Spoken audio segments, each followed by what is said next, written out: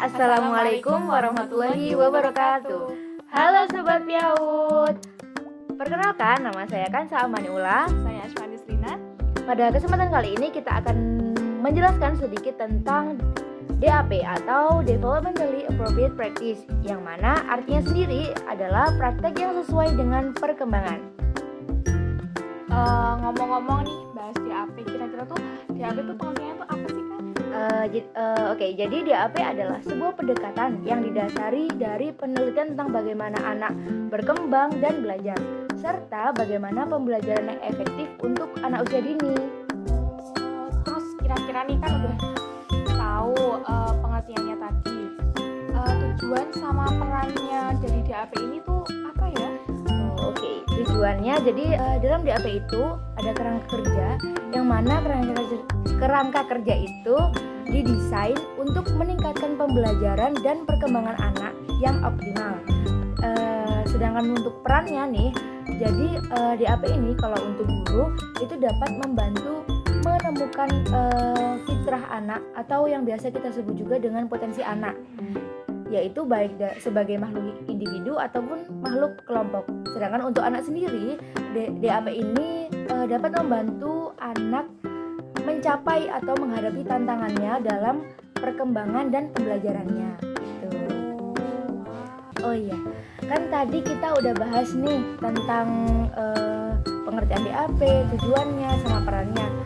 Aku pernah dengar nih tentang 3 sumber pengetahuan penting nih dalam DAP. Kamu tahu nggak kira-kira apa aja? Kalau 3 sumber dari Developmentally Appropriate Practice ini atau DAP ini memiliki 3 sumber nih. Yang pertama, age appropriate atau DAP sesuai usia. Nah, proses perkembangan ini bersifat universal dan urutan perkembangan itu dapat diprediksi terutama pada anak usia 0 sampai 9 tahun. Terus perkembangan yang dapat diprediksikan terjadi pada semua domain, meliputi fisik, emosi, sosial, dan kognitif. Terus tahapan perkembangan dapat membantu guru untuk mempersiapkan pembelajaran. Terus yang kedua itu tentang individual appropriate atau DAP sesuai secara individual. Nah, maksudnya ini apa sih? Yaitu yang pertama, anak itu tumbuh dengan keunikannya sendiri-sendiri. Terus yang kemudian guru itu juga harus memahami bahwa anak itu memang memiliki keunikannya sendiri-sendiri kayak gitu kan. Terus yang ketiga itu ada nih social and cultural context appropriate atau DAP sesuai dengan konteks sosial dan budaya. Proses pembelajaran ini harus mempertimbangkan apa yang sesuai dengan konteks sosial dan budaya di mana anak-anak tinggal. Terus kurangnya dari kesadaran pendidik pada budaya anak dapat mengarah pada asumsi yang keliru dan hasil yang berpotensi negatif bagi anak. Nah, agar lebih dapat familiar terhadap konteks sosial dan budaya anak nih di kelas, terutama pendidik itu dapat melakukan berbagai cara. Pertama, menjalin komunikasi yang baik dengan keluarga. Terus yang kedua itu juga dapat menyelami bagaimana latar belakang budaya anak.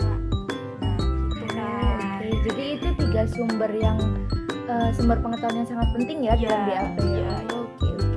Oh iya Han, terus kira-kira nih peran DAP untuk perencanaan kurikulum itu apa sih?